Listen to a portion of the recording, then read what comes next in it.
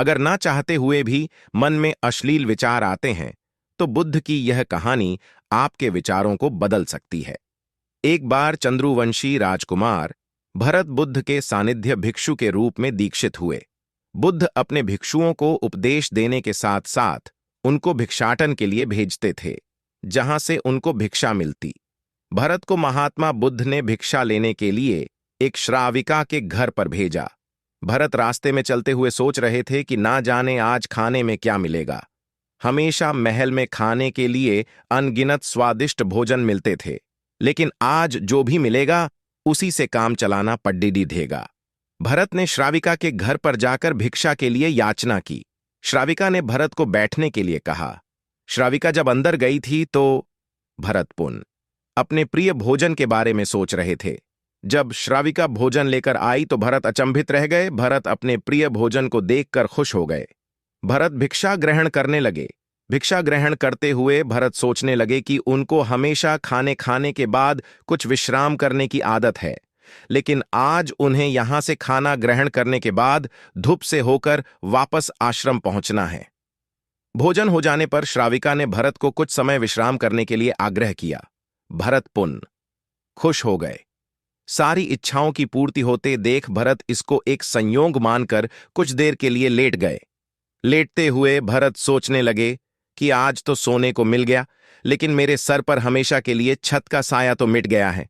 जब भरत सोकर पुन उठे तो श्राविका ने कहा कि आपको जब तक यहां पर रहना है आप यहां पर ठहर सकते हैं। अब भरत समझ गए कि ये कोई संयोग नहीं है, श्राविका जरूर मेरा मन पौढ़ रही है। भरत खड़े हुए। भरत ने श्राविका से पूछा, मुझे क्षमा कीजिए, पर क्या आप मेरा मन पौढ़ सकती हैं? आप यह सब कैसे कर लेती हैं?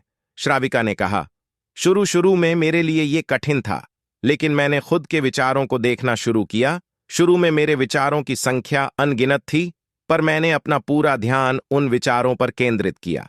मैंने बिना पक्ष विपक्ष के अपने विचारों को देखना जारी रखा। धीरे धीरे मेरे विचारों की संख्या कम होती गई। मेरे सारे व्यर्थ विचार दूर होते गए। तब से मैं दूसरों के विचार पढ़ लेती हूं। यह सब सुनकर भरत घबरा गए।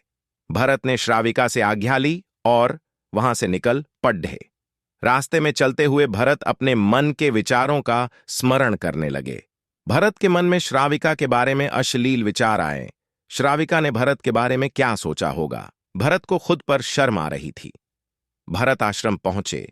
भरत ने बुद्ध से कहा कि अब से वह कभी भिक्षाटन के लिए नहीं जाएंगे।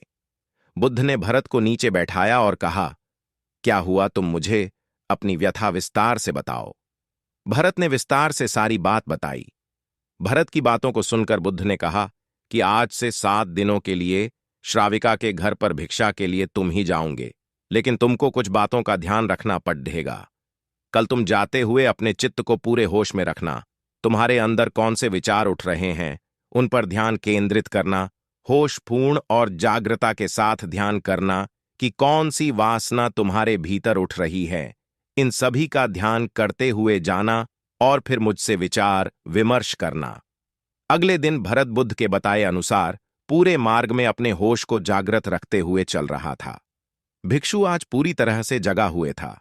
जैसे जैसे श्राविका का घर नजदीक आ रहा था, भरत की घबराहट बढ़ रही थी।